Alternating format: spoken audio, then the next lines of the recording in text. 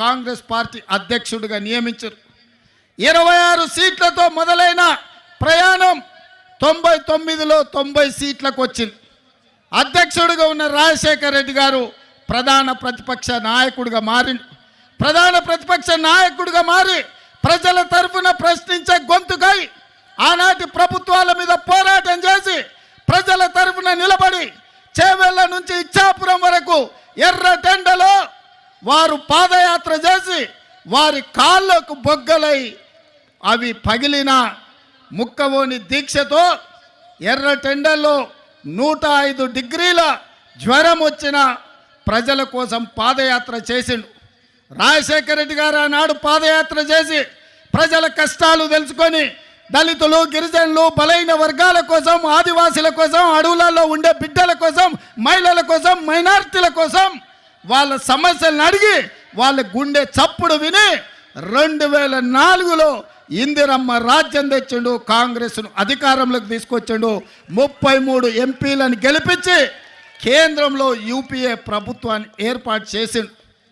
ఆనాడు కేంద్రంలో ప్రభుత్వం ఏర్పడ్డదంటే ఆంధ్రప్రదేశ్లో అధికారంలోకి కాంగ్రెస్ వచ్చింది అంటే రాజశేఖర రెడ్డి గారు ముక్కవోని దీక్షతోటి ఆనాడు పోరాటం చేసిండు. ఆ పోరాటంలో కూడా కమ్యూనిస్టులు కలిసి వచ్చిండ్రు. సిపిఐ, సిపిఎం కూడా ఆనాడు డాక్టర్ వైఎస్ఆర్తో కలిసి పేద ప్రజల కోసం ఎర్ర జెండా ఎత్తిండ్రు. ఎర్ర జెండా కూడా ఆనాడు కాంగ్రెస్తో కలిసింది. ఆ విధంగా పాదయాత్ర చేసి ప్రజల యొక్క ఆలోచన తెలుసుకొని అందుకే రాజశేఖర రెడ్డి గారు రైతులకు మొట్టమొదటి సంతకం ఎల్బీ స్టేడియంలో అధికారంలోకి వచ్చిన రోజు ఉచిత కరెంటునిచ్చి రైతులను ఆదుకోవాలి, రైతుల మీద ఉన్న అక్రమ కేసులు తొలగించాలి, రైతుల మీద ఉన్న భారం ఏదైతే కరెంటు బిల్లులు ఉన్నాయో 1200 కోట్ల రూపాయలు ఒక్క కలం పోటుతోని రద్దు చేసి రైతులను ఆదుకున్నాడు. రైతులను వ్యవసాయం దండుగ కాదు, వ్యవసాయం పండుగ అని ఆ ఉచిత కరెంటు ద్వారా వైఎస్ఆర్ మనకు నిరూపించిండు. అదేవిధంగా ఆరోగ్యం అందక సర్కారు దవాఖానకు పోతే అక్కడి నుంచి అక్కడనే శ్మశానానికి పోయే రోజులు. పేదలను ఆదుకోవాలంటే రాజీవ్ ఆరోగ్యశ్రీ ఉండాలి. పేదలకు 2 లక్షల రూపాయలతోని ఉచితంగా వైద్యాన్ని అందించి అపోలో, యశోద లాంటి ఆసుపత్రులు పేదవాళ్ళు ఎన్నడూ చూడలే. కానీ వైఎస్ఆర్ గారు ముఖ్యమంత్రిగా రాజీవ్ ఆరోగ్యశ్రీ పథకం తీసుకొస్తే బాజాప్తా శ్రీమంతులతో పాటు అపోలో, యశోద హాస్పిటల్లో రాజీవ్ ఆరోగ్యశ్రీ అమలు జరిగింది.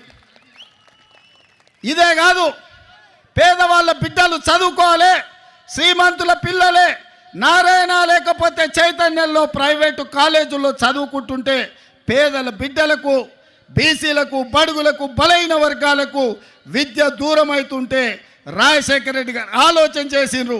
పేదవాళ్ళ బిడ్డలు డాక్టర్లు, లాయర్లు, ఇంజనీర్లు, ఐఏఎస్లు, ఐపీఎస్లు, ఐఎఫ్ఎస్లు కావాలి, రాజ్యాధికారం వాళ్ళ చేతిలో ఉండాలి, చదువుకున్నప్పుడే వాళ్ళ జీవితాలు బాగుపడతాయని ఫీజు రియంబర్స్మెంట్ పథకాన్ని తీసుకొచ్చి పేదలకు అండగా నిలబడి ఒక సంక్షేమ రాజ్యంగా రాజశేఖర రెడ్డి గారు ఆనాడు నిర్ణయాలు తీసుకున్నారు. ఆ తర్వాత కరువులు, కాటకాలు, కాలిపోతున్న మోటార్లు, పేలిపోతున్న ట్రాన్స్ఫార్మర్లు, రైతుల ఆత్మహత్యలు, చెట్లకు ఉరేసుకుంటుంటే నేతన్నలు, గీతన్నలు చచ్చిపోతుంటే ఈ బలైన వర్గాలను ఆదుకోవాలి, రైతులను బాగు చేయాలి అని జలయజ్ఞం తీసుకొచ్చింది డాక్టర్ వైఎస్ఆర్. జలయజ్ఞంలో భాగంగానే మీ పోలవరం ప్రాజెక్టుకు మొట్టమొదటి పునాది రాయబడ్డదన్న సంగతి ఇవాళ ఆంధ్రప్రదేశ్ ప్రజలకు నేను గుర్తు చేయదలుచుకున్నా.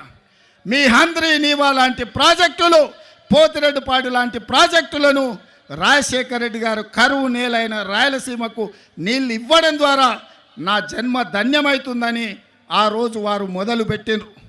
మరి ఇవాళ మిత్రులారా, ఉచిత కరెంటు కావచ్చు, రాజీవ్ ఆరోగ్యశ్రీ కావచ్చు, ఫీజు రియంబర్స్మెంట్ కావచ్చు, జలయజ్ఞం ప్రాజెక్టులు కావచ్చు, కేంద్రం నుంచి అన్ని రకాల సహకారంతో ఆనాడు వైఎస్ఆర్ గారు ఈ ప్రాంతాన్ని అభివృద్ధి చేసి ఒక సంక్షేమ రాజ్యంగా, అభివృద్ధి రాష్ట్రంగా హైదరాబాద్లో ఔటర్ రింగ్ రోడ్డు విషయంలో కావచ్చు, అంతర్జాతీయ ఎయిర్పోర్ట్ కావచ్చు, ఐటీ కంపెనీలు కావచ్చు, ఫార్మా కంపెనీలు కావచ్చు, వాటన్నిటిలో వారు ముందు నిలబడి ఆ ప్రాంత అభివృద్ధికి పునాదులు వేసిండు.